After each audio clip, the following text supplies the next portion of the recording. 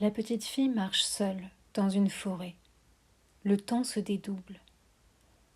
Sur une ligne parallèle, l'histoire d'une famille, un père, une mère, un fils. Une maison au milieu d'une clairière, un lieu à eux. 4 murs, un toit, une porte et des fenêtres. Ils quittent la maison et laissent la porte entr'ouverte. Ils sortent et laissent tiédir la soupe brûlante sans attendre. Si la petite fille n'était pas seule, est-ce que ça change quelque chose ? 1, 10, 100 ou 1000 petites filles perdues, peut-être davantage.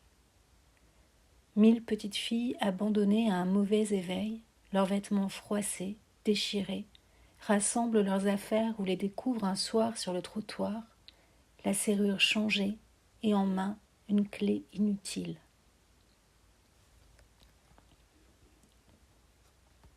Les villes poursuivent en nous des rêves de forêt où l'on se perd.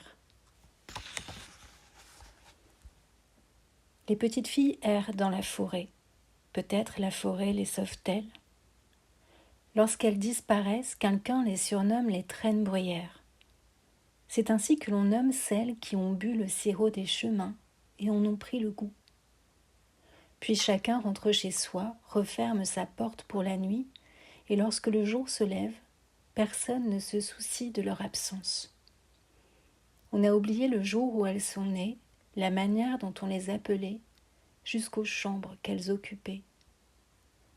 Et l'espace des maisons se rétrécit peu à peu. Presque rien. La forêt est forêt, pas autre chose. Arbres, racines, troués de lumière et lianes resserrées. Leurs petits ventres crient « j'ai faim ». Leurs petits yeux ajoutent « j'ai sommeil ». Les petites filles continuent de marcher. Elles marchent le jour, elles marchent la nuit. La nuit ne le dit pas, mais leurs pas tracent des chemins, se perdent, s'arrêtent, reviennent en arrière. Les petites filles courent. Peut-être dessinent-elles des boucles.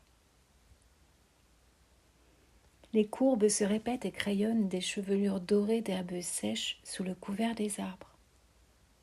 De boucle en boucle, le tracé ouvre une clairière. Au bord de la clairière se tient une maison. Les petites filles avancent un pied, une main, un nez, un doigt. Elles respirent. Elles écoutent. Elles observent la façade immobile et muette, puis se regardent. C'est à cet endroit précis que les lignes de l'espace et du temps convulsent. Leurs lèvres murmurent « La porte est ouverte ». Et c'est un rire lumineux qui fuse de leur bouche couronnée de dents de lait, un même son tenu qui meurt d'éclat en éclat à mesure qu'elles disparaissent sur le seuil de la maison, leurs yeux roulant lentement d'un mur à l'autre.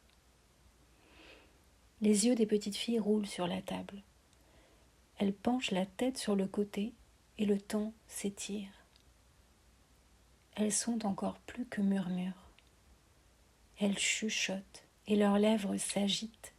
Elles bruissent le long de l'escalier jusqu'au palier, parcourent toutes les pièces. Elles ôtent les couvertures de peau garnissant les lits, se regroupent sous leur fourrure et dévalent d'une multitude de pas l'escalier. C'est à cet instant que l'histoire bifurque. Les hommes du colonel rentrent d'une longue marche. Ils ont parcouru la forêt. Ils se sont déployés sur le bord de la mer, sur les plaines, les montagnes, les étendues arides. La terre bourdonne une langue qui n'est pas la leur. Ce que l'on ne peut chasser, on le détruit. Des hommes et des femmes vivent en ces lieux, élèvent des animaux, partagent une même langue tissée d'herbes, de poils, de cheveux et de cire. Enfumons-les comme des renards, disent les soldats. Les hommes, les femmes, les enfants, les bœufs, les ânes, les moutons se réfugient dans les grottes. Les soldats assemblent les branches sur les seuils, ordonnent les fagots. À la nuit tombée, ils embrasent les bois de thuya, calfeutrent de chaux les issues. Les soldats n'ont ni œil, ni oreille, ni voix. La roche se fend.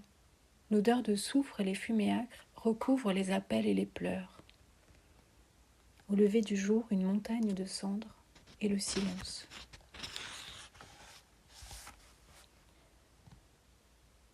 Avant de prendre leurs habits de petites filles, elles se sont dévêtues de leurs fourrures de renard et se sont coiffées de longs cheveux gris.